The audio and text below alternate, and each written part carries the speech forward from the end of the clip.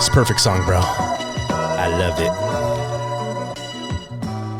it. People, prepare. This is going to be a great show. I can feel it. There we go. What is up, people? Hannibal the Animal Rodriguez is in the house. Today, we are here at the Coin Academy in Pasadena, California at Silo Talk Podcast with an awesome guest. We have an MMA fighter, a warrior, a modern day gladiator. Please help me welcome Jesse Lobo Langarica Jr. Welcome, brother. Thanks for welcome having to the me. show. Lobo in the building. That's it. You're here, man. Thank you for coming on the show today, brother. Yeah, appreciate it. Anytime. Thanks for having me on. So the first thing I like to ask people when they come on this show is, where do they get their names? You know, because I have artists, I have fighters, I have a little bit of everything that comes on the show. And sometimes names are given to you, and sometimes names you give to yourself, you know? So Lobo, where does that come from? Tell us the story. That comes from when I was working in construction. One of my foremans, you know, we were kind of throwing around names for my next fight. I think Really? I think What type of construction were you? Electrician, roofer? Because there's a lot of different things to do in construction. Yeah, so I started as a laborer. So the guy, you know, go get that. The gopher. Right. Do whatever. The gopher, yeah. Did they fucking do little tricks on you too, bro? Dude, I hated like, it. go get this, piece of equipment that doesn't even exist. Oh, yeah. So there's like running jokes. Like, you got to be ready for that. Yeah. But, I started as a gopher and then worked my way up, made electrician for like 6 months. And then it was time to go. You know, I got the call to go pro for fighting. So there you go. Yeah. So the name. All right. So the name, one of my foremen, this was when I was working in carpentry. One of my foremen there, he came up with the name and it kind of stuck. Oh, okay. Yeah, so I had like a kickboxing fight coming up, and I was like, dude, I need a name, and I don't know how he said it, and then it was just over. So Lobo's Spanish for wolf. Yeah. Do you have like a freaking wolf tattoo on you, or are you fucking vicious like a wolf? I What's the think I'm symbolism? vicious like a wolf. I think that's what it is. Hell yeah, bro. Maybe when I grow my beard out too. Yeah. I don't know, but yeah. So I'm training right now to compete in my first MMA fight. My background is boxing, but I was like, you know what, fuck it, I'm gonna challenge myself. I'm interviewing all of these fighters. I want to see what it is that they go through, you know. And my name is Hannibal the Animal Rodriguez, and it's funny how a lot of fighters always pick some type of animal as their character, but it connects a lot with fighting. You know, today I was at my Muay Thai gym in San Gabriel Strikers Inc. And Coach Joe was saying they were teaching the spinning wheel kick, but they call it, I believe, either the dragon's tail or some type of tail, the crocodile's tail. And he was talking about how animals, before he whips his tail, he whips his hips, you know, so the kick comes from like the hips, and then you whip the tail. So everything always connects to some kind of animal, you know, when you're throwing your punches, your teeth, you're trying to attack or defend. So it's kind of interesting. You got gator roll. The gator roll, all kinds of shit. Yeah. Awesome, man. So you just signed your pro contract with Up Next Fighting. I want to give a huge shout out to Chris Buckner and the team at Up Next Fighting. I was just at their first event that I went to in person, and it's awesome, man. You could really tell the love that they have for fighters and the love that they have for the audience and just for the fight game in general. So tell us a little bit about your background as far as fighting. What's your fighting background, and why did you decide to go with Up Next Fighting for your pro debut? Okay. So my background comes from wrestling. I have a wrestling background. I started my freshman year in high school. Just walked on the team and wrestled until I was 20 years old. And then I forget exactly how, but I ended up taking a kickboxing fight. Mm-hmm. So I went from college wrestling. You didn't even train for it? You just took the fight? No, I was training. That's okay. So I started at a gym. Yeah. This was like between seasons. Mm-hmm. So it was my second year of college wrestling. I was training at this kickboxing gym. So you're a good wrestler if you're doing collegiate wrestling, huh? I was okay. I wasn't great. I'll say that right now. I was not a great wrestler. You could lie and be like, I'm the best wrestler. And they're going to expect you wrestling and shit. No way. I was good, though. I was tough. I learned a lot from the sport. Yeah. And I was in my second year of college, training at this kickboxing gym, and I just decided to take a fight and ran with it. And ended up making it here. And so just a couple months ago, I signed with Up Next. And so getting ready for my first pro fight. That's awesome, brother. So your first professional MMA fight is going to be February 24th. Which is the next fighting event. I can't wait to see you fight, because I've seen some of your amateur fights. I remember you had a little scuffle in one of your amateur fights with one of the promotions out here. So I had heard your name, and I kind of heard about you, but I haven't really seen you in person fighting. And it's a lot different from seeing someone on a screen, on your cell phone, a tiny little fucking thing like that, than seeing them in person actually fighting. So anybody out there that's never been to a combat sport, whether it's specifically fighting, MMA, I challenge you, go check out these fights, because it's a different energy and it's completely different in person compared to being at home on TV. The energy and also actually seeing the fighters. So super excited about that, man. Do you know who your opponent is? Yeah, so right now my opponent is Joseph Rodriguez, and he trains somewhere out at LA. Pretty decent fighter, so looking forward to the fight, and yeah, it's gonna be fireworks. Hell yeah, bro. One of the things that I like to find out, specifically from fighters, is how they view their opponent. So whenever you're gonna compete against someone, right now you're training for it, what is your thought process before the fight, leading up to it? And how do you view your opponent? I'm one of those guys that always overlooks my opponent. I got to come in very confident, very, some would even say arrogant, but that's just the way I do it. Every opponent I've fought, I've overlooked, I've trashed, I've bullied almost. Sometimes I do feel like a bully when I take these fights. Yeah. But it does just give me a lot of confidence going into the fight. That's interesting. Yeah. I'm not going to respect anybody's skills until they show me. Yeah. So that's kind of like my mentality going into it. And then, but yeah, it's been working for me, Dude, there is no one way, just so you know.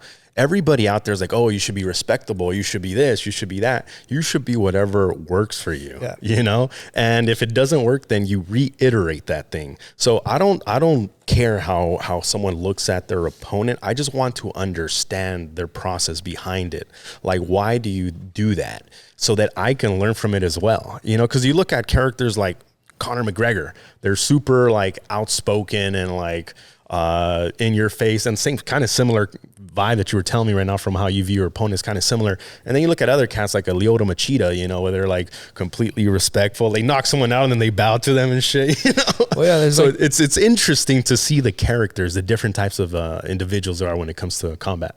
Yeah, there's different styles. And then that's like what Bruce Lee said. There's like no way as way. That's kind of what he did. He traveled like China, and then he came out here and he was like learning from everybody. Hell yeah. And then he's like, well, I want to do it my way, and kind of put it all together. And, he's a legend now. So hell yeah. Yeah, it's interesting. There's like, you go to Thailand, it's a different mentality. You go to Mexico, it's different. You go to the Netherlands, New Zealand, those guys coming up, it's different out there. So yeah, it is pretty interesting. Yeah, they're all warriors in their own right, and that is what mixed martial arts is the ability to get information from all the different styles of combat and creating something that's a blend of everything, and that's your own. And that's what makes fighting so exciting, because you have a fighter that's, quote unquote a wrestler, or quote unquote a striker, and then you combine them together, you're like, what the hell is going to happen here? Anything could happen in MMA. So what would you say is like your strength when it comes to fighting?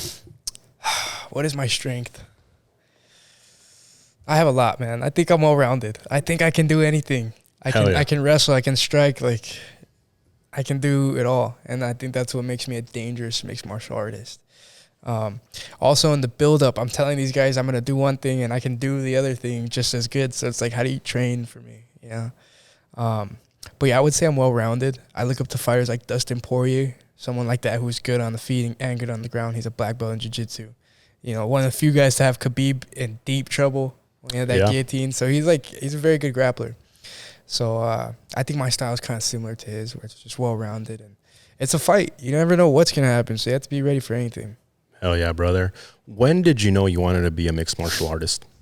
I think when I was really young, maybe like 7 or 8, I remember watching the UFC with my stepdad. Yeah. And being like, oh, that's cool, like, I want to do that. And then somewhere along like high school, I like gave it up. I was like not interested in it at all. But just as you grow up and life, takes you on a path, and I just found myself getting back into fighting, and then well, it's always been my dream. And so it's nice that now I'm finally chasing my dream. Yeah, it's really interesting because fighting is one of those things that's it's primal. It's in our nature as men. A lot of the development of men from boy to manhood comes with that combat, with fighting. Do you have any siblings, brothers?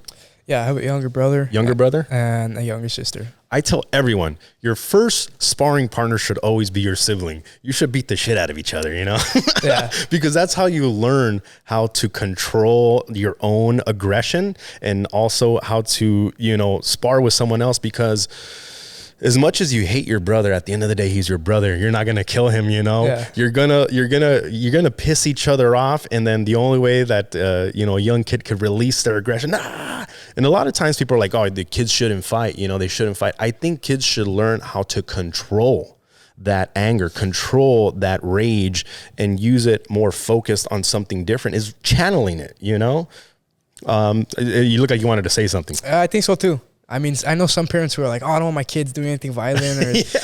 But it's better be a gardener in a war. Or what's the quote? It's better be a war in a garden than a gardener in a war. Right? Yes. I was talking to the security guard right out here right before I came in, because he's wearing like a bulletproof vest. Yeah. And he looks pretty stocky. So I told him, like, hey, how much do you weigh? Because he's tall. He's like 6'1". He's like 135. I was like, 135? I was like, bro, you're skinny. He's like, yeah, it's this. I was like, you should be a fighter, bro. Like, you keep those freaking lightweights away with those, tee them, like freaking throw those long arms at them. And he's like, nah, my parents never let me fight. They said, it's not good. You should never fight. And I was like, my parents were the opposite. They threw I've been boxing since I was like 5 years old, So it's cool to see the different styles of people. And that's why they look at, they look at you like a gladiator, like a modern day gladiator. So I like to ask you guys, like, why did you pick this? You could have picked anything, bro. You could have been a freaking accountant. You could have been, pick singing. You could have picked whatever. Why did you pick fighting to be your thing? You gotta do what you love, and I love to fight. So this is what I'm doing, and I'm blessed to have the opportunity to do it professionally. I'm just in a really good spot right now. I'm very grateful for all the things I have going on. I have my pro contract. I got my new team. The family's doing good, and so this is kind of the come up for me. And so I'm just gonna make the most of it, and really excited about it. This is your time to shine, brother. Like I told you right before we started the show, what I like to do is go through my guest hero's journey, which is your path, to success. Mm-hmm. So everybody's success is different. Some people want to, have a bunch of money. Some people want to have, some beautiful women. They want to have whatever they want to do. And I tell them, okay, so in order to accomplish that, you have to become a certain type of person, So for you and MMA, what is it that you're trying to accomplish right now? What is your number one goal? I want some belts. I want to win a world title. I want to sign a UFC contract. Got my first pro contract out of the way. Got to get a UFC contract now. And I want to just go down as a really good fighter. Yeah, legacy, bro. Legacy. Yeah, and I think for people that are out there listening, I think this is very important to understand. Whatever it is that you choose to do, and like you said, do something that you love. You love fighting? I want to do that. If you love something, follow that passion. But just so you know, the word passion, it means to suffer or to endure. It comes from a Latin word. The root word of passion is to suffer or to endure.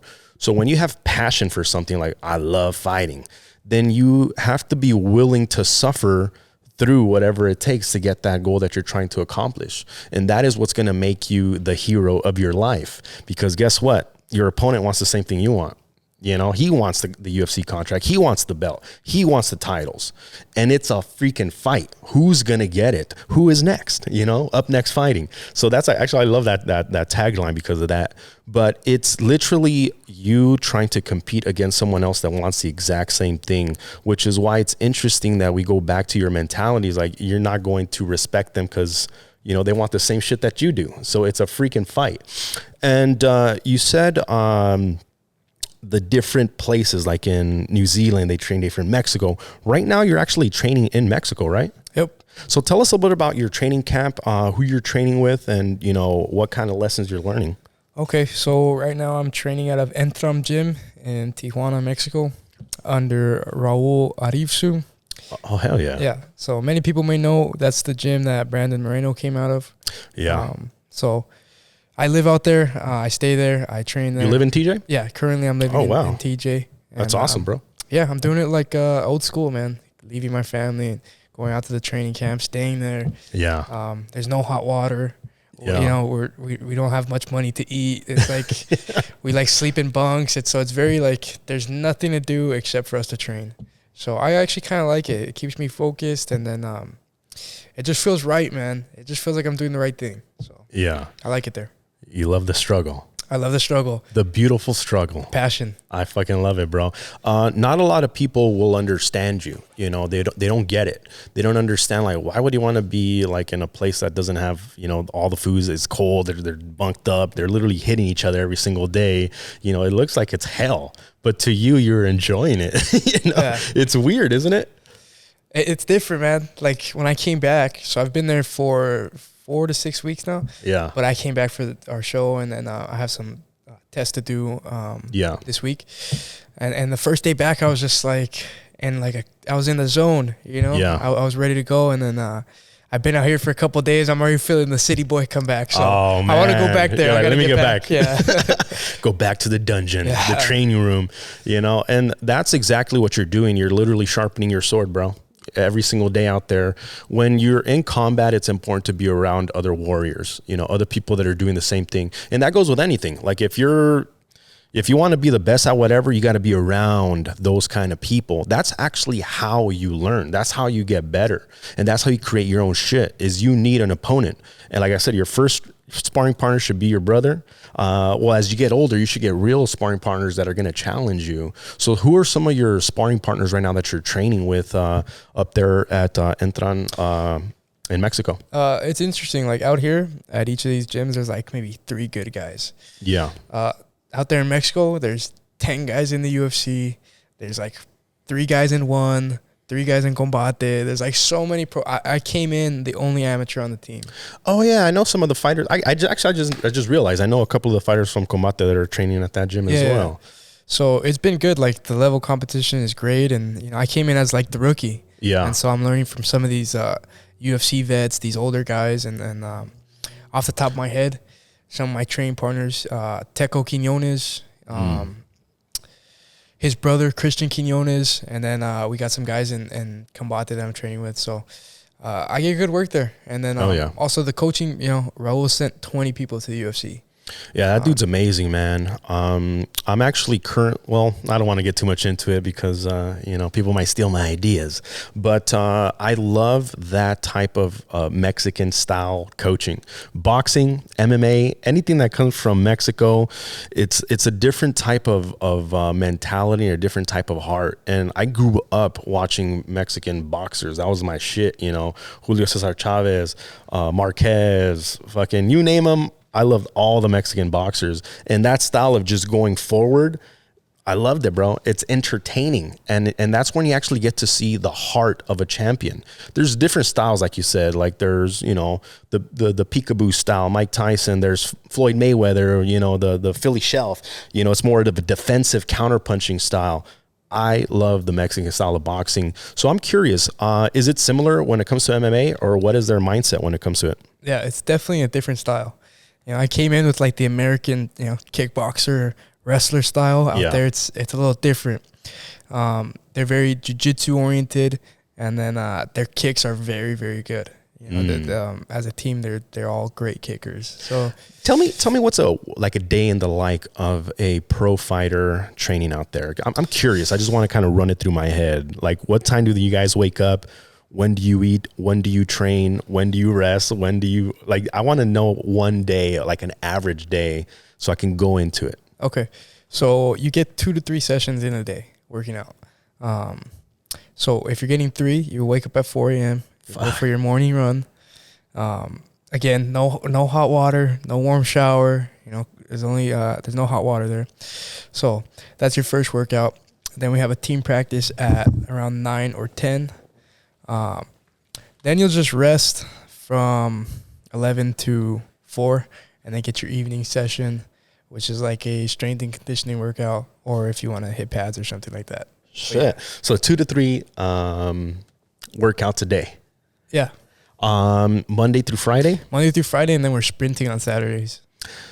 What time you got to wake up for that? That's okay. That's like 11 p.m. I mean, Okay. I'm sorry, Get to 11 sleep a.m. in. Yeah, you can sleep in a little bit on Saturday. Yeah. But yeah. And then we're all dieting together. We're all eating the same foods. We're all like, make sure we get our sleep in. And Yeah, stuff. I was always curious about that for pro MMA fighters. Do you guys have a nutritionist, or do you create your own diet? What is your day-to-day food intake look like to make sure that you're making weight? Yeah, so the team is so big. There's like 40 guys. So everybody, some guys have their own nutritionist. Some guys don't have a nutritionist.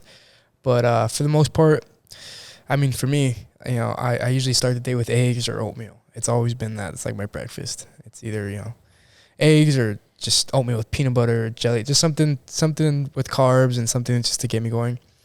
And then lunch and dinner are based around my meats, my chickens. I'm eating some greens. I'm eating sweet potato, good carb sources.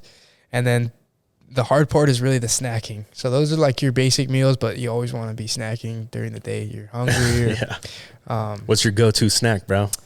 I'm trying to stay away from them, but I would say fruit. That's Fruit? what whenever Okay. I get that urge, it's like an apple or a banana. Yeah. Most of the time you realize you're not really that hungry. You know what's crazy? You're like, I should stop snacking on these fruits. Yeah. People out here, they look at fruit like healthy shit, They're like, oh, I'm getting in really good shape. I'm eating a bunch of fruit. Like, you're eating a bunch of sugar, just so you know. Yeah.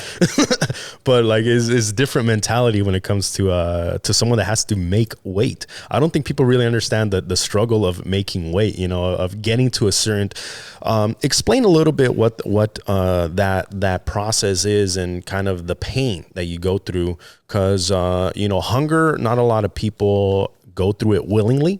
Most of the universe that goes through hunger, it's based off of not having, not willingly starving themselves. But to me, the way that I look at it is like you're fasting. And when you're fasting, you're putting your body in a certain vibrational frequency that allows you to focus. I think that's what it does. It allows you to focus on what it is that you want. Because when you eat too much food, it puts you more in a lethargic state. That's why you get fat, out of shape. You don't really want to do much.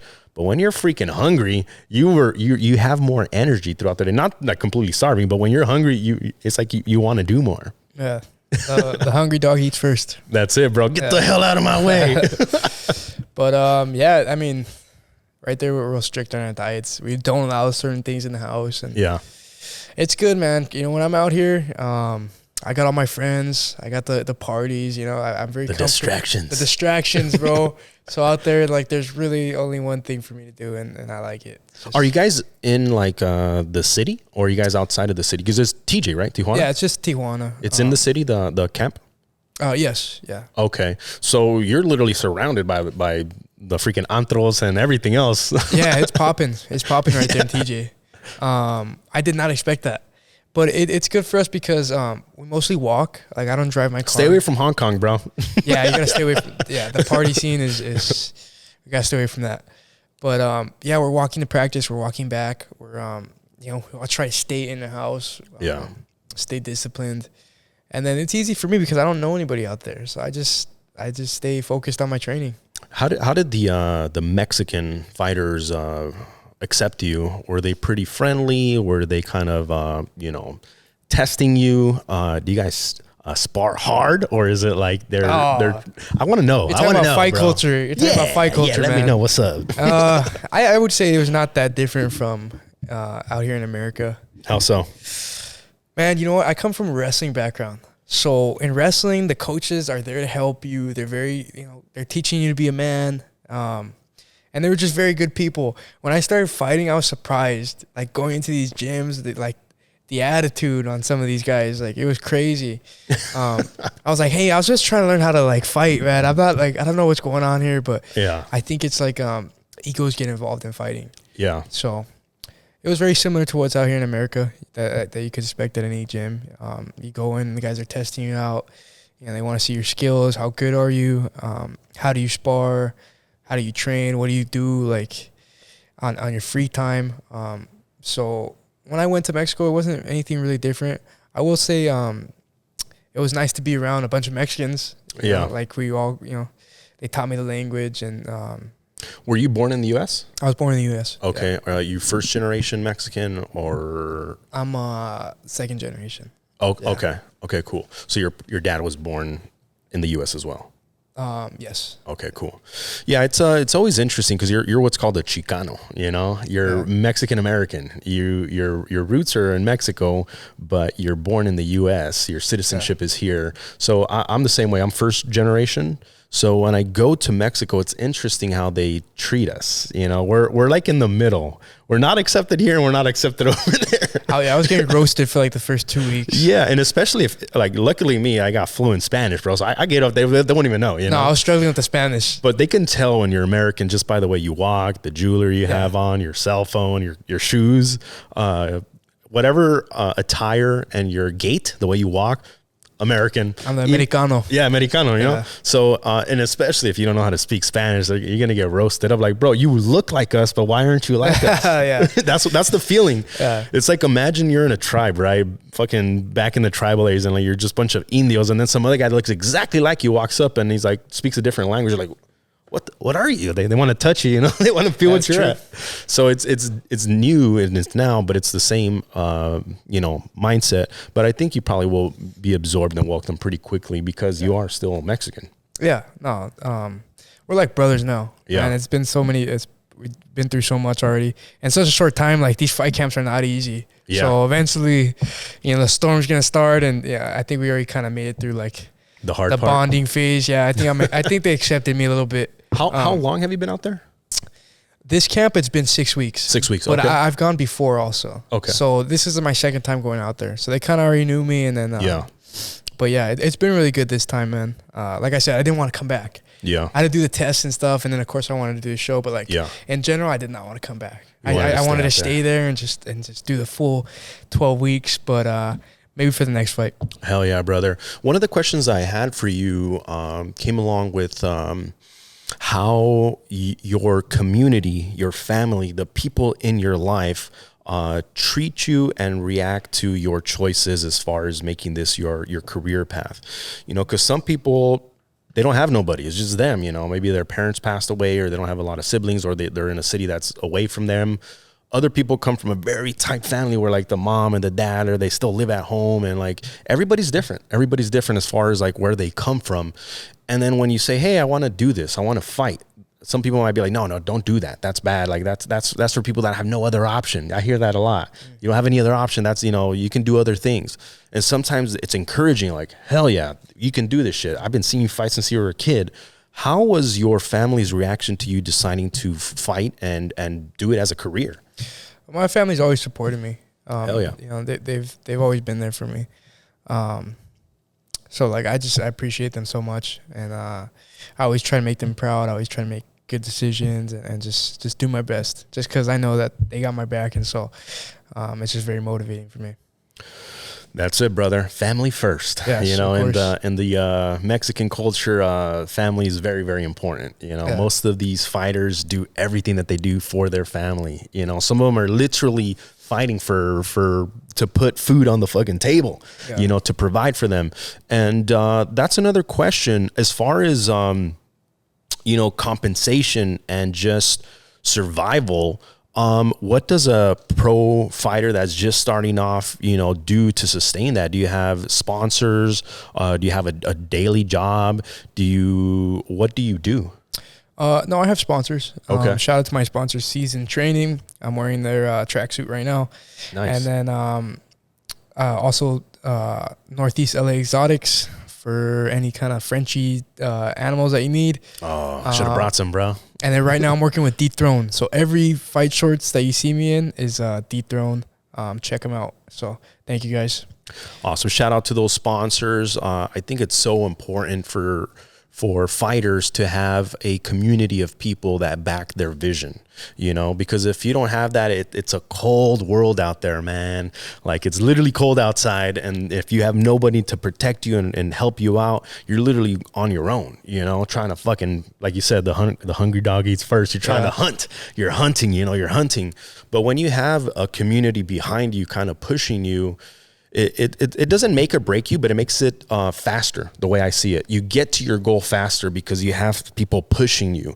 And that's essentially what we're doing here with Silo Talk Podcast and with the Dreams to Reality. We're looking for people to help. We're looking to push them to accomplish their goals, to make their dreams a reality. You know, so if there's any other sponsors out there that want to support a up and rising star, make sure to reach out to my brother here, Jesse. He's going to be I'm taking over. He's taking That's a wrap. over. You know, the game's mine. So if you want in on the fight game, buy stock now. Yeah. You know? You could be my sponsor before it doubles. Shoot me a DM and then we'll put something together. Yeah, you got to good look too, brother. Like a marketable look. Oh, thank you. Yeah, thank so you. I could see you fucking modeling for fucking, you know. I don't know about modeling, but no. It's literally standing there looking at the freaking camera. Yeah, I wouldn't call it modeling. We'll they won't give you heels or anything. You know, you just stay in your fight shorts. We'll see. Man, that's awesome. So, right now you're back in town. Are you going to be going back? Or are you going to stay here until your fight? I'm going to be going back at the end of the week, and then I'll be staying there until fight day. Yeah. Okay. So the day of the fight, you're driving up here? Oh, actually, you know what? I got to come in a little early for the weigh-ins. You know, I got to make weight out here, and then I'll weigh in out here also. So. Is your coach going to be cornering for you? No, not this time. Who's on your corner?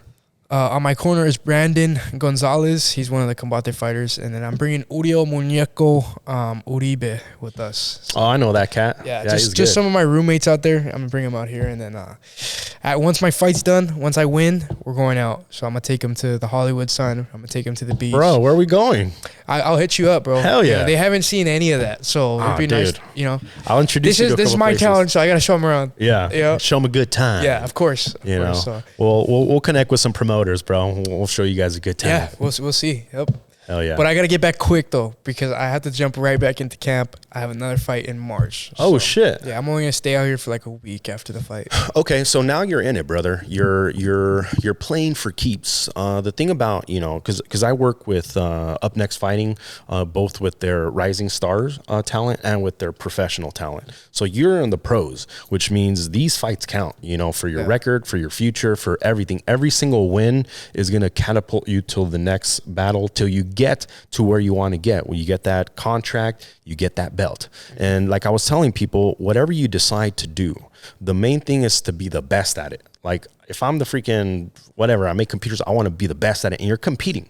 You're always competing against someone else. You know, Apple's competing with Microsoft. You know, if you have a radio station, you're competing with the other radio station. If you're a fighter, you're competing against someone else. And the win is that belt. It literally, I saw this interview with Mike Tyson, and the interviewer is like, "Wow, Mike, you have all these belts," and he grabs it like it's trash, and he just throws a belt. You know, he's like, "It's trash. It means nothing." And he's like, "It doesn't mean nothing to you?" He's like, at the time it did, because it symbolized the blood, sweat, and tears that I put in for it. But now I focus on something else. The actual belt is not the goal. The goal is what it represents. It represents that you're the best fucking fighter when you have that belt. At that time, no one can tell you you're not. It doesn't matter. If you have that belt, you're the best. So I love when someone wants something and they don't stop, bro. They just keep on going. So now you're playing for keeps. You have your first fight February, and then you have your second one March. How many times a year do you plan on fighting? It feels out to me maybe like 6+. But damn, bro. Yeah, you're really a Mexican fighter. Oh yeah, dude. Oh yeah. But I gotta see with the contracts and stuff, man. You know how it gets. Yeah. But this one's for 3 fights. So your contract's a 3-fight contract? Yeah. Okay. Yeah, so we're looking at February, March, and May.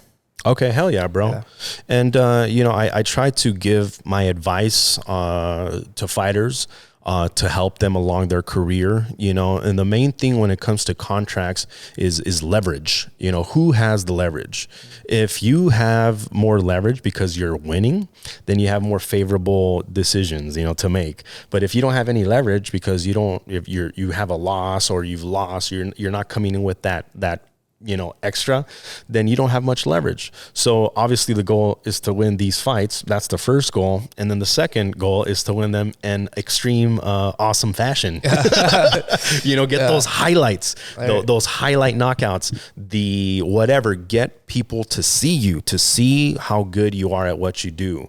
And the other thing is your ability to capture an audience, the way you talk, the way you capture the audience. If you got those three things, that's what I call, a total package with a fighter. So if you have the skills, you can win. Secondly, you have incredible skills where you can win with highlight freaking knockouts or chokes or whatever it is, put these foods out quick. And then on top of it, you have the ability to talk and capture an audience. You have a shitload of leverage, because not only do the promoters want you because you can sell out tickets, but sponsors want you because you could sell out merchandise, And I think that's, at the end of the day, what most people want, is to succeed at what they do and get compensated the best that they can for it. Yeah, of course. It was easy for me because I had the biggest amateur fight on the West Coast. So I had every promotion in my pocket, and I chose UNF. Hell yeah. Yeah, I'm happy here. I think this is going to be the promotion I stick with until I sign to the UFC. What made you decide to sign with UNF, and what has your experience been like working with this promotion? I fought for a couple promotions in the past, but after I sat down with the Buckners, Ryan and Chris, and they're just very real people. They really just want to put on a good show, and they want to help the fighters out. And I just noticed that right away. And so everything all our contracts, everything, it's all good. So shout out to the Buckners for giving me this opportunity. And I won't let you guys down. Hell yeah, brother. Yeah, I love the Buckners too, man. Like I was telling you before, the great thing about not only, the organization and the team is the love for the fighters, the love for the fight game, and the love for the audience. They put on a performance for everybody. It's a great show. It's a show, It's a fight and it's a show. So it's freaking awesome. And the great thing about the Buckners specifically is their communication. The way that they communicate with people is really, really good. I think that's the big problem between a promoter and a fighter is miscommunication. Either the promoter doesn't understand the fighter doesn't understand the promotion, and then there's like some hard feelings on one side or the other, but when you're able to communicate, whether you agree or you disagree, you come to an agreement, a middle ground, and you shake hands on it, you feel good. And that's what I feel when I'm at a Up Next fighting event, and whenever I'm dealing with the Buck, I feel good. It's good. This is what I want to do. It's good business. There's no weird feeling no, this is perfect. It fits good. Yeah. So shout out to Up Next Fighting and to the Buckners for your vision and for everything you guys are doing. So you said, you're going to be fighting 6 times if you could in a year. No. I would like to fight as much as I can. Yeah.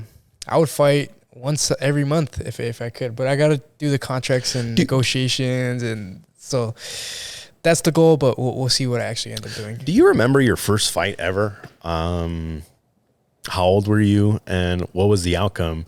Because most people, when they first fight, they don't have skills, they're just freaking fighting. Do you remember your first fight? My first fight? Yeah, I do. I didn't have skills, bro. I wasn't a good fighter growing up. Yeah. Or I don't know if I didn't like it, but so what happened was I was on a wrestling team, and I've always had a big mouth. Right? Yeah. I'm not afraid to talk shit. I'm not afraid to tell you how I feel. Yeah. And so I told one of the upperclassmen something stupid, and he ended up just shocking me in the face, and we just started fighting, and it was a little scuffle. It got broken up, but yeah, that was my first fight. And then in college, I ended up getting in a bunch of fights, at the parties or just wherever, Where'd you go to college? I went to Rio Hondo College in Whittier. Oh, okay. Yeah, so I did 2 years. Were you there. In one of the, what are they called? Not sororities. Sororities is girls. What's the other thing? The frats. The frats, were you in a fraternity? I was not a frat boy. No. Oh, okay. I actually fought a bunch of frat boys. Oh, okay. From USC. I fought 5 USC frat boys one time. What was that story? Tell us that. That sounds interesting. Okay, yeah. So I went to this party. It was a USC party, and I forget. I brought my friend. I used to do a lift, and sometimes I would get stuck in USC. Like, because if you get there, these kids don't drive. They literally go from like the campus to like where they're staying. It's like all like 2, 3, 4 blocks. If I was driving there, I'll be stuck there all night just driving these kids around, you know, from party. And I would see these big dudes coming like beat up sometimes. I would see the girls all drunk sometimes and all kinds of stories. So I know exactly what you're talking about. But go ahead with the story. So I went to one of their parties. Yeah. And one of the guys ended up like getting into it, my friend. And my friend's not a fighter. He's like 5 foot tall. Like he's tiny. Oh my God. So they're like punking my friend. So I go over there and I just like end up slapping this dude. Wow. And then like 5 of his friends. Did you know how to fight at this point? Yeah. So this was like 2 years ago. Okay. I probably shouldn't say that. But yeah. Disclaimer. This was I'll bleep it out, bro. This was recent. So I knew how to fight at this point. Okay. So yeah, I ended up hitting this guy. You were like, a weapon, bro. You were a weapon coming in. Yeah. Well, they were punking my friend. Yeah. And so I had to stand up for my friend. Teach him a lesson. Yeah. But yeah, they ended up jumping me. They jumped you? Yeah, there was at least 5 guys. Oh my God. Did you get them good or was it? I got them good. I was dropping a couple and then they would get on top of me and like we were having a good fight. Yeah. But I remember like looking over to the side to my friend and he was just getting bashed on the floor. But like the rest of the guy, like I was just looking at him like, oh man, security ended up pulling like me away from everybody. Yeah, you're the bad one. Yeah, like I was on top of this guy and I remember like all this weight coming on me. It was like the security guards, and then they just like flattened me and then they ran away or whatever. But that's funny. I looked at my friend. He was like, his eyes all messed up. That's funny. That was one of my fight stories. Yeah, it's different nowadays because I tell people do not get into a fight in the public. Because you never know what the other person, it doesn't matter if they know how to fight or not. They have a gun, they have a knife, they can have 20 people instead of 10. I told them that. I was like, that's the last time we get a fight. Fighting to me in the public should be like a do or die situation. You know, that's why I don't mess with it. It's like if we're fighting in the street and it's not like I'm trying to hurt you to the point where you're done and then I'm out, you know, that's it. And, it's very dangerous, bro. It should be a last resort. Last resort. So we don't condone any public fightings. We condone fighting sanctioned in a freaking cage or in a ring against an opponent with a referee in the middle, to make sure that no one dies.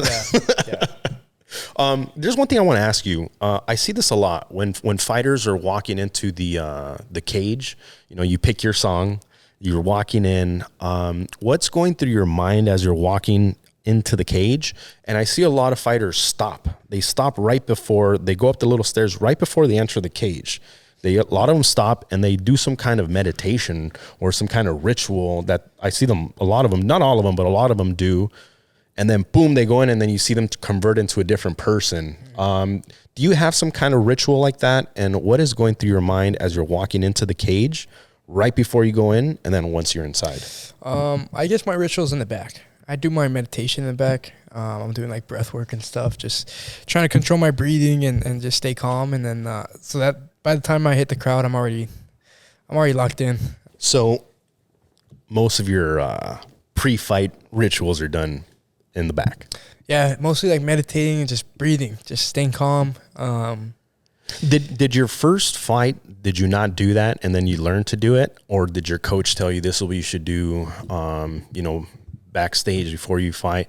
I'm interested because, I haven't fought in a cage ever.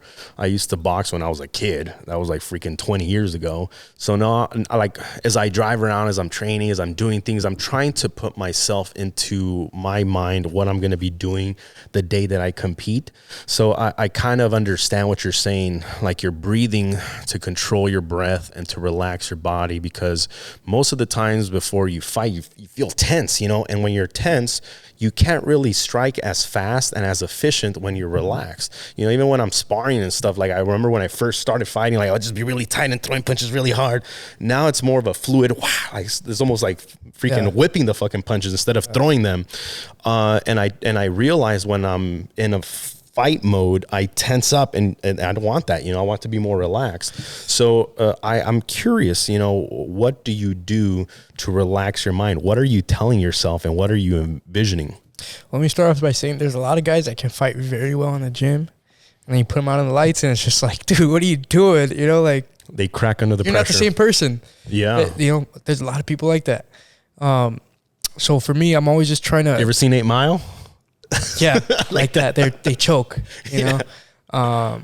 But yeah, like you said, you know, like getting tense is like kind of like you're trying too hard. Yeah. You know, to be very confident, you have to be relaxed. You have to really, really believe in your skills. Yeah. And so that's why I try to stay calm. You know, this is something that I do every day. And, you know, there's no need to change much. By the time I hit fight day, I'm already ready. You know, I've been training 12 weeks. I've been getting sharp for 12 weeks. Like, this is a walk in the park for me. That's beautiful. So right now, I have a 3 5-minute rounds fight. So three it's 5-minute rounds. 3 5-minute rounds, yeah. So and the amateurs is 3 minutes? Or is the it 5 amateurs minutes? is 3 threes. 3 threes, Yeah, okay. Pros is 3 5s. So Unless it's the title, then it's 5 5s. Okay. yeah. So right now I'm doing 6 to 10 rounds, just so that when I get into a 3-round fight, it's like nothing. You know, I do 6 to 10 rounds a day. Yeah. Yeah, that's another thing that you were saying, like when people choke because they're either too tense or they're too in there. There's 2 ways I see it. I see it in the fighter, physically and the outcome. And one of them is that they're too tense in their body. They might be really confident up here. Like they feel like I'm gonna beat the shit out of this fool. I'm winning. Like I trained like I'm ready. My shoulder, like everything that you're saying in the mind is perfect. But if it doesn't translate to the body, they have that tense and they tend to like blow their load the first round. Yeah. So they gas out super quick. Like you said, you train 6 to 10 rounds, 5 minutes. Yeah. You should be able to do those 3 like nothing, right? Yeah. But when the lights are on, when the cameras are on you, when there's audience, when your parents are sitting right there, when your girlfriend's right there, when shit's on the line, then your body will lie to you. You know, it will betray you if you don't control it. So you have to learn to control your body. It takes time. It takes time and practice. You have to put yourself in those situations. Yeah. I remember my first 70 wrestling matches. I was a nervous wreck. Like I was that guy that I just told you about. Like I was just like, I was good in the room, and then like out in the competitions, like, dude, what's wrong with them? You know, but finally, you know, I learned, you know, my system, how to deal with it. And so I can see it in these guys. I can see them, you know, tense up, slow down. The moment's too big for them. Yeah, I can see it in certain people, and those are my easy fights. Those are the easy meat. Yeah, you know, those kind of people. That's my prey. And so, man, I freaking love it. Everything you're saying, I'm getting excited because people don't. You got your fight coming up, bro. Yeah, dude. It's like you should let me corner you. I'm down, bro. Come on down. Let's do it. I'll be here. Let's do it. Let me know when it is. Yeah, let me know when it is. I'll do it for sure. Yeah, because I have another show, and I used to have a co-host, and I interviewed an MMA fighter, and he was talking about when he was a kid, he just grew up fighting a bunch in the street, right? And he said, I used to just fight for fun. And my co-host was like, what? You fought just for fun? Like, I don't get that. And to me, I was like, yeah, I get that. Like, I fight just for fun, you know? Like, this shit is fun. Yeah. And I was training the other day at the gym. I was freaking training hard, you know? I was like freaking, in my mind, I was like fighting someone and shit. I was like going hard, and I was exhausted, and I was like really tired. Like I'd been fasting all day, so I was like starving, and I'm fighting, and I was in the sauna for like an hour, and somewhere in the middle, I started to like have fun, even though I was like suffering like shit. I was like, I fucking love this shit. And then I was like picturing like me beating the shit out of someone. Yeah, nice. And I was like so excited about it. I was like, I can't wait, you know? You're in, bro. And when I talk to other fighters, like I like it that you guys have that mentality too, because then I feel like I'm not alone. You know? No, there's other people like me that freaking that love this shit, you know? Yeah, definitely. So I remember, that was my first fight, but I remember being in preschool and starting a fight club. No, I completely forgot about that until we brought this up. Did you see the movie or something? No, my mom went to LA Trade Tech. Yeah. Downtown. Mm-hmm. And they have like a preschool on the side, and she used to drop me off, and I guess I would just stay there while she was in class or whatever. Yeah. And I remember like just fighting all the kids. I would like throw chairs at them. I was a bad kid, man. I was a bad kid. But I do remember I also did that. So that's my first fight was probably right there. Yeah, that's funny. Yeah, I remember I used to be really into WWF when I was a little kid. There was 2 things I was into. Boxing was like our household thing. Like everybody in the house, like my brother, my cousin, my dad loved watching all the boxing. Anytime there was either a Mike Tyson or a Julio Cesar Chavez, it was like an event. Oh yeah, like we would literally take our piece of shit TV and we would put it outside. Yeah. We would take our inside couches and we put them outside, and then we would bring all these chairs, and like the whole neighborhood would come to our house because we were the ones that we bought every single pay-per-view of every boxing event, you know? So it was like we were just there, and I don't know if your family's like that, but we would like do like little raffles where you pick out the round that the fight wins in.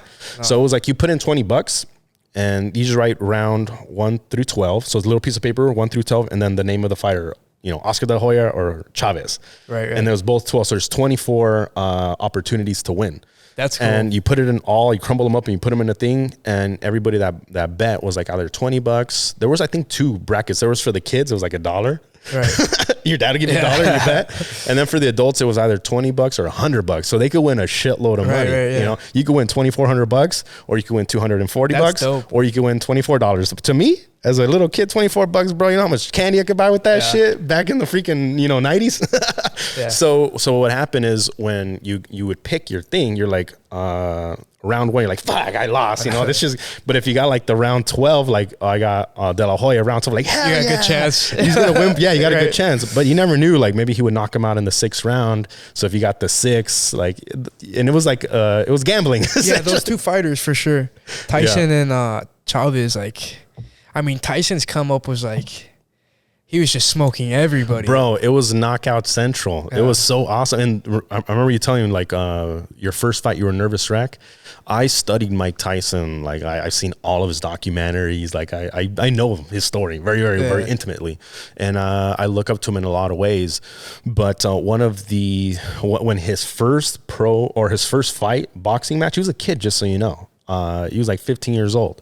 But he was knocking out adult men at this time. His first fight, he started crying backstage and he ran away. He ran away. Yeah. He left and he got to like some freaking, he talks about it, and then he went back eventually and he finally knocked that fool out. But, it's okay when you first start off, you still haven't figured it out. You're still trying to understand your psychology and your fighting style. You're developing into the type of character that you want. But your essence is with you forever. Like Mike Tyson's always been Mike Tyson, even since he was a little kid. He just developed into the person he was. Julio Cesar Chavez was that person. He just developed, and you can see the raw talent in people, and that's why a lot of these great people, what they have is motherfuckers like me that see the raw diamond. If you ever see a raw diamond, it looks like a piece of a rock. It looks like nothing. To the naked eye, they'll be like, "Oh, the cool rock," and they just throw it away, But a jeweler, he'll be like, "Oh my God, that's $3 billion! Look how huge this rock, and it's not even broken; it's perfect. Like this shit's gonna be in the Smithsonian. I'm gonna take care of this shit. I'm gonna shine it. I'm gonna refine it." So that is what good fighters are. It's in them. It's in them. You can develop it over time, but once you get to the pros, everybody has it, to a certain degree. To a certain degree, you've earned your stripes, So now you're fighting against other people that are, hard too, and they have similar mentality. They're no longer, they decided this is what they want to do for a living, it's do or die. So I love that mentality of, putting 2 people in a cage and just clashing it out. Yeah. Have you taken any losses in your amateur career? Yeah, I had 1 loss. It was, my last amateur fight, I lost a decision fight. It was a decision. Yeah. Have you ever been knocked out? No. Never? I've been knocked out in the street. In the street? Not in a cold, in a or was it a flash knockout? Cold. Dang. Yeah. I've never been knocked out cold. I actually got jumped again though. It was like 3-on-1. Okay. And they knocked me out. That's scary, man. I've been concussed, but from like other stupid shit, but not from fighting. I've been flash knocked out where it's like, you get hit and you fall, but you bounce right back up. Yeah. In the amateurs, they would stop it right there, but in the pros, they'll let you back up. So I don't want to get knocked out either in any way, shape, or form. But it's interesting to kind of see the mentality when someone loses, because you'll see these type of characters where they come in with the hype. They have what I told you, those flashy knockouts, those highlight reels. They have all the promotions behind them. They have all these sponsors, and then they're winning. And then one time something happens and they lose. They lose for the first time, and they have opposition. They got knocked out cold in front of everybody, and they break. Then they choke, bro. Then they choke. And then they can't regain the momentum that they had before. And to me, that's like such a freaking, like, it's like, damn, that sucks, because he could get out of that. Losing ain't everything, man. It's like, it's a lesson. I tell people this all the fucking time. You either win or you learn a lesson. You only lose when you fucking quit. like literally quit, like not like you lost, it's fine, whatever. I learned some shit from that. But when you quit mentally, that's when you lose. And that's what a loser is, someone that quits. A winner is someone that in their mind never loses because everything is a freaking lesson. So how did you respond to that loss? What was the situation? Do you feel it was fair call, or what are your thoughts? I felt I won the fight. Yeah. You know, I'm gonna. How did I know you were gonna say that, bro? Nah, dude. You know, I felt like Floyd Mayweather, where I was just like, you know, I had myself up, my coaches had me up, and then I mean, the guy was apologizing to his coaches on the other side. He's like, "I'm sorry." Really? So before they said the decision? Yeah. I was like, he thought he lost. Yeah. So you got robbed, bro. A lot of people were gonna call that a robbery, you know? But it's okay, man. Was it kind of a stand-up fight, the whole thing? Was it one of those where it was just, you know, you guys were on the ground most of the time, so it's kind of hard? This is what happened. This is the way I see it. If I'm judging a fight, and because I'm at these events and I stand right next to the judges a lot of this because I'm on my camera, on my gimbal, I'm taking photos. I'm over. Sometimes I annoy the shit out of them. They're like, "Bro, get the fuck away from me," you know? Because they have the best look. Just so you guys know, the judges have the best eyes in the cage. They're right there in the front, and they're around so they can see different things. But as a judge, you can only see one direction, like this, right? That's all you can see. You can't see the back. You can't see the top down. You can't see this angle. You can't see the angle. So you're giving your perspective from this angle. So sometimes you might miss things. So it's the other judges, you know, eyes. They could see the cameras too, but they're mostly going right here. So when a fight is just like on the floor a lot of the times, it's kind of hard to see certain things. And you might think you're winning, but it might look to the judge like, oh, nah, this other guy has a position over him. This guy has this. So when it's not like a knockout fight, it's kind of hard to judge it, you know? But what are your thoughts that happened in that fight? Yeah, well, what you said, like, that's an amateur thing. Yeah. Like, the fights go either way. Go to an amateur boxing event, like, you know, try that out. Go there. You're going to be like, what? Like, you're going to see robberies 15 times a night, you know? Okay. It's like, so, it's normal in amateur fights. It's very normal in amateur fights to, like. That's good to know. Dude, what the hell, you know? Like, I mean, I've seen boxing fights where I was convinced one guy won and, you know, but it's an amateur thing. So, you know, when it went to the cards, I was like, I could get robbed here. And I ended up getting robbed. So, it's okay. It was my last one. I wanted to retire undefeated. Yeah. You know, I wanted to keep my O in the amateurs, but you know, I'll do it in the pros. It's okay. There you go. So your goal is to retire with that O? Oh, of course. Who isn't, right? Yeah. Nobody wants to lose a fight. Yeah. Yeah, of course. That's cool, man. So what's next for you as far as your career? What message do you want to give to maybe some up and coming fighters that want to go into the pros? Maybe they're in the amateurs right now, you know, competing. They're trying to figure out what their life is going to be like as a pro fighter. I think all this information that you're giving is crucial because a lot of the times people just don't know the raw reality, the raw truth of what it takes to get to the pro level. And then once you're in it, the raw reality of what it means to win and to succeed, you know? So what kind of message, because the way I see it, you've accomplished one task, you know, you got into your MMA career. You had a goal as a little kid to get there. Now you made it. And now the next part is to win a belt, you know? So you reached one hill. Now there's another one over there, you know, and then another one, then another one. So what message could you give to someone that's down there starting the fucking mountain that you already climbed? I mean, if I could do it, you could do it. I feel like that's my message. Yeah. You know, growing up, I was nothing special. I don't come from a special place. I didn't have, you know, most of the things that normal people had. And, you know, I had to fight really hard for everything I have right now. And so I guess my message to the younger generation would be like, you know, you can do anything. You can do anything you say your mind to. Believe in yourself. Like all the things that we hear, you know, I heard them too, but I didn't believe them until I really went out there and went for it and you know, gave fighting a shot, gave a lot of other things a shot. And like now that I could see that, you know, that stuff that tell us is true. You really can do it. And so you got to believe in yourself and, you know, all that positive stuff that we hear. Hell yeah, brother. Was there anything either symbolic or literal that you had to do to burn the bridges to cross into that? To be like, fuck it, I got to leave this job, or I had to leave this relationship, or I had to burn this bridge to get into this and make sure that this is what I'm going to do? Or was it just kind of natural to you? I've lost a lot of people. I've gone through a lot of coaches. I've gone through a lot of teams. That's right. You've been through a couple of different camps, right? A couple different training gyms. Yeah. I've lost friends. Some family members don't even speak to me, but I think it's all kind of part of the journey, Do you want to talk about it? About any specific things? You don't have to. What do you want to ask? What do you want to ask?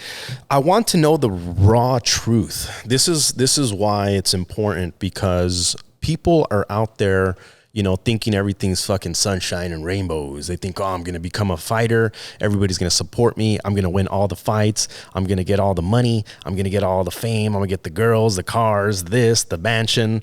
They have this vision. And it's fugazi. It's fucking bullshit. There's the raw truth.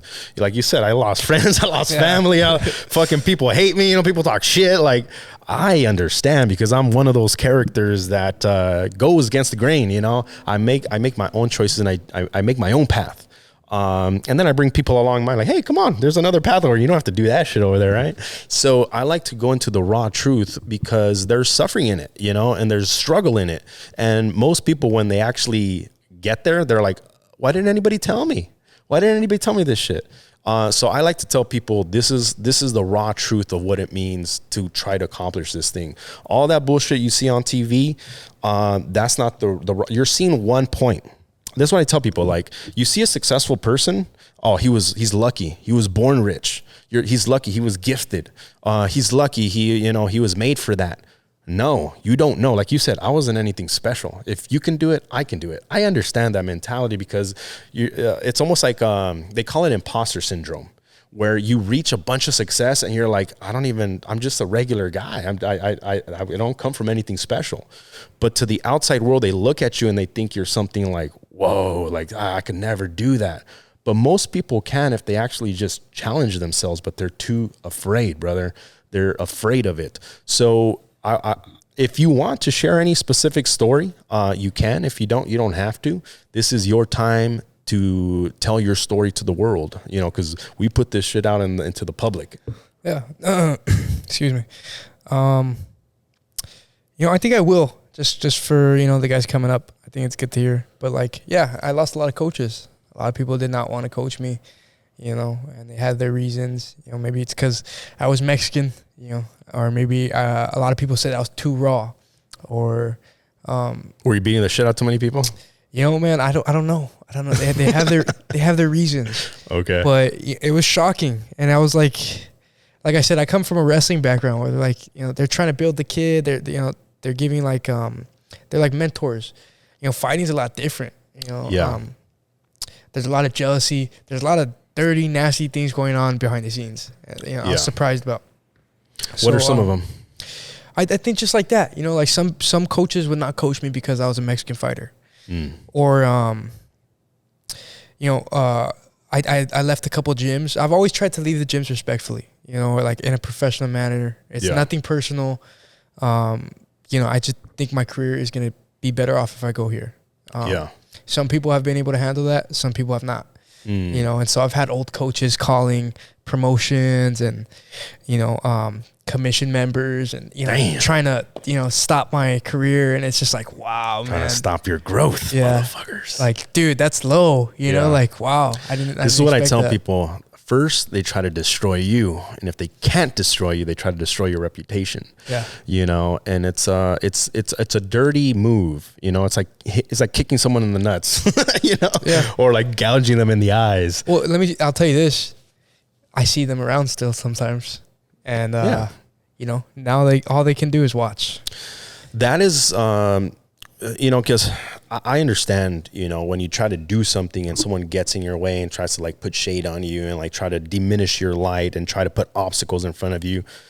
The first feeling that I get is immediate rage and anger. I want to fucking get this fool back somehow. But I realize that it's a waste of energy because I've done that. I've been like going after, let's say I'm going after a goal, right? And then someone that I know or whatever, they throw something in front of me to try to stop me from getting what I want. It redirects my anger to them, and I'm like, I'm gonna get this motherfucker, right? And I'm fighting this fool now. But like, what the fuck? I stopped doing what I was supposed to do. You got distracted. Like, you fucking won. Oh, you little tricky bastard. That's not what I do anymore. Now, when they throw something in front of me, I fucking flap that shit out of the way and I just keep going. That's how you do it. Like, and then when you get to what you want, then you can look at and be like, what's up now, fool? Yeah, man. It's been. Remember what I told you? I can't lie. Wait.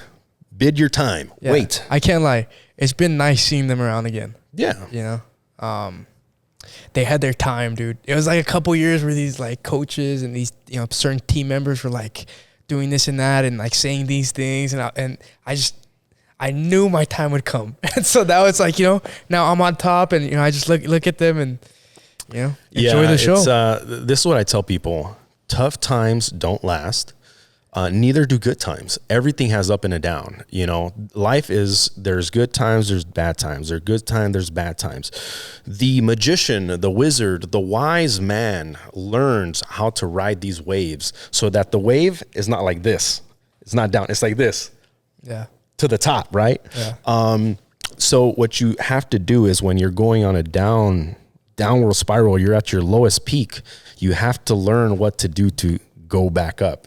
And a lot of it has to do with your mentality, your actions, and your words, what you say. So sometimes it's important to be in a defensive stance, and sometimes it's important to be in an offensive stance. That's with everything: fighting, business, marketing, negotiating, romance, whatever the fuck you want to do. If you learn the psychology of fighting, you can be successful at anything you want to be. You know, it's all the same shit, bro.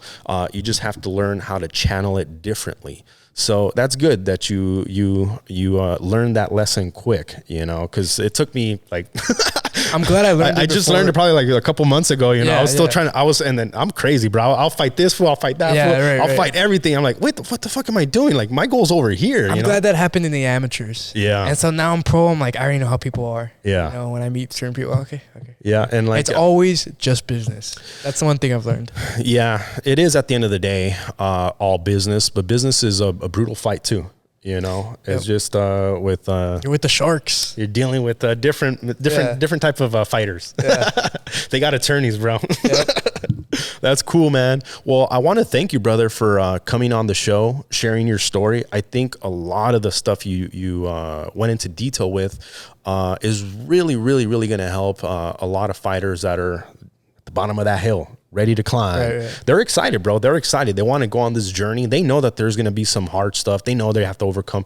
Like, most people are not stupid. They know, hey, I'm probably going to come across some hard stuff, but they don't really know until you're in it. And you've been through some shit, and now you're going into some new shit.